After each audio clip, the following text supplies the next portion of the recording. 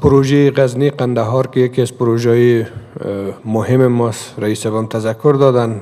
کارش عملا جریان داره. انشاءالله تعالی کوشش ما به این است که لین انتقال از این قریب خلاص شود و در پهلویش که 2 سب استیشن است، کارهای از او را عملا در این 6 ماه اخیر ما قراردادش به امضا رساندیم که انشاءالله تعالی کار از یام آغاز میشه و با تکمیلی از ولایت زابل، قندهار، هلمند میتونه از شبکه ملی برقدار شوند که هم یک نوید خوش است و ما میتونیم هم اگر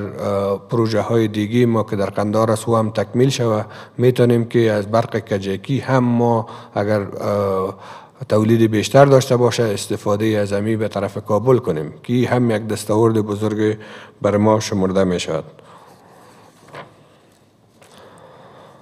در قندهار در بخش سب استیشن هایشان یک لاین بیر جدیدی را ایجاد کردیم تا ظرفیت بیشتر را در اونجا ایجاد کنیم و از پرچوی هایی که فعلا دارن از او هم جلوگیری شود و امکانات جذب بیشتر انرژی از بند برق کجکی را فراهم بسازیم و همچنان از سولارهای موجود را فراهم بسازیم.